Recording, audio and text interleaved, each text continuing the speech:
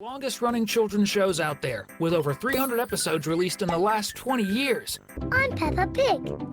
But did you know that amid these hundreds of episodes, there are numerous small details that most people never noticed? Awesome. One of these hidden details is the various hints throughout the show that make us understand that Mr. Fox has rather questionable habits, shall we say. For example, when Grandpa Pig puts his chickens to sleep, he mentions that some animals eat at night, and when he turns to the side, Mr. Fox simply appears out of nowhere. That's definitely something suspicious, like what chicken thieves do. Similarly, in the episode The Police Station, on the murals in front of where the police officers work, we can see two fox symbols, one on each side. This suggests that, by all indications, Mr. Fox is on the run from the police. And in his shop, all his items have his sticker, which closely resembles what's on the police mural. Maybe because he stole all the items from poor Emily Elephant, who innocently let the thief take everything without paying a single penny.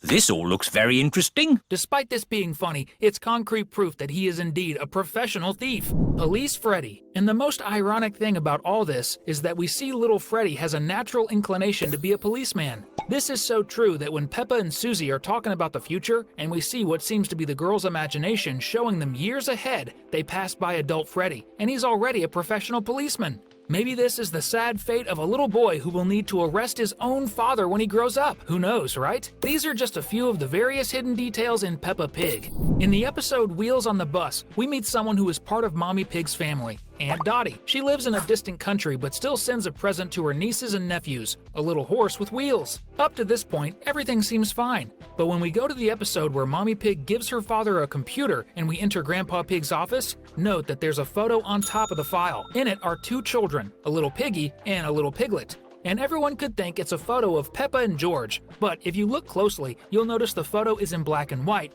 meaning it's old. This leads us to understand that this is actually a photo of Mommy Pig with Aunt Dottie. But at this moment, we find out that Aunt Dottie is actually Uncle Dottie because he's a boy. This is certainly one of the most hidden details in Peppa Pig that you'll ever see in your life. This is brilliant. In the episode where Peppa and her family go camping during the children's festival, Daddy Pig pulls out a manual. We can notice that on the back cover of the little booklet, there are some images, and we can see that one of them is exactly a pirate. And this face looks a lot like the same pirate we almost see entering the police station to ask for his treasure back, but ends up changing his mind at the last minute, probably because he's afraid of being arrested. This shows that even though there aren't many humans in this Pink Pig's universe, it seems that most of them are pirates or something similar. And if you also like these sea adventurers like Peppa, comment down below, #pirate. Another detail in Peppa's show is that in different episodes, we see that in the same pig family tent, a different number of people can fit, even though it's very tiny. For example, in this same episode we talked about the Winter Festival, the pig family, even though it's completely against the laws of physics, manages to get inside a tent that would actually only fit George. Already when Peppa and all her relatives camp in nature, we see once again the same tent with the same proportions and dimensions. But this time Daddy Pig, always him poor thing, didn't fit and had to sleep by the campfire. Maybe because that night he had more tomato soup than he should have. If you've watched Peppa's show, you may have noticed that Grandpa Pig and Grandpa Rabbit have known each other for a long time. So much so that they even have the habit of going out on a boat together. Or rather, they have the habit of being together when Grandpa Rabbit's boat sank. About this, we notice a very interesting hidden detail, which proves that these two old friends' interest in boats isn't by chance. We can see that both wear caps with an anchor embroidered on the front.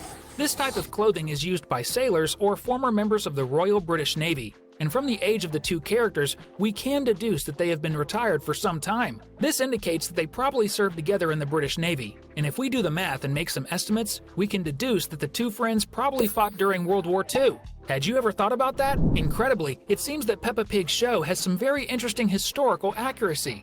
For example, in the episode where Grandpa Pig is digging with his two grandchildren on his property, we see that George finds a giant bone first. If you remember, you'll recall that the Pink Pig show takes place in England. So, surely this scene is a reference to the paleontological park in the country, where over the years, several of the most well-known dinosaur specimens have been discovered, including the famous Megalosaurus. And, more recently, a new specimen, which will probably be considered the largest predator ever found in Europe, was also discovered, the Spinosaurid, which has everything to do with George. After all, his favorite toy is the dinosaur. And not only that, in this same episode, right after, we see another very cool historical reference. Grandpa Pig himself ends up finding a gold coin during the same excavation. And if you zoom in on the coin, you'll see that it has a Viking symbol with a bearded man and a helmet with horns, which is considered practically the logo of the Norsemen. The coolest thing is that this reference dates back to the 8th century when the Norse people began arriving in English lands, influencing British culture and many other things related to the Brits. This is certainly a very cool reference. And it'll be even cooler if you subscribe to our channel so you won't miss the next videos. I love it even more. Now that we've just talked about Grandpa Rabbit, did you know that unlike most adult characters in Peppa, he is one of the few whose name is revealed during the series? In the episode The Sea Treasure, after the pig and her family find a bottle on the beach, inside is a message from Rad Rabbit and a phone number. Who's little Reddy Rabbit? When Peppa calls the contact, Grandpa Rabbit answers, so we find out that Rad Rabbit was actually Grandpa Rabbit in the past, meaning his name is Rad. Few remember this little secret of Peppa, but we still don't know the names of all the other grandpas, grandmas, dads, and moms in the show. In some way that we still don't know for sure, it seems that in Peppa's world, animals began to have rationality and act like humans, living in society and everything. And some animals that would have been hunters and others that would have been prey began to live peacefully. However, we can see that some of them still have a very strong carnivorous instinct. And it seems that this is exactly the case with Daddy Wolf. Because in the episode where we see Daddy Pig and Mr. Bull's team building their house, when he sees it ready, he makes a mention of the 3 little pigs' tail. Oh, look! Little piggies. And then asks what the pig family's house is made of. What's it made of? Straw? Sticks? And later, in another episode, when he and Daddy Pig are alone, he looks at that pink and succulent piglet and says he's getting hungry. I'm getting a bit hungry. In fact, this happens right after, inside the boat, we notice the subliminal message that if it weren't for the picnic, surely you must have noticed that in Peppa's town, all the houses and buildings seem to be built on top of mountains. And it seems there's a good reason for that, the torrential rains that flood everything below the tops of these hills. But, given this, a very fair question arises. What happens to the rabbit family's burrow in these cases? Because it doesn't sit above the hills, it's literally the hill, being a burrow. Worse than that would actually be Molly's house from the mole family, which is even further below the rabbit family's house. Note that when we see the enlarged image, we can see holes at the base of the hill, right underneath.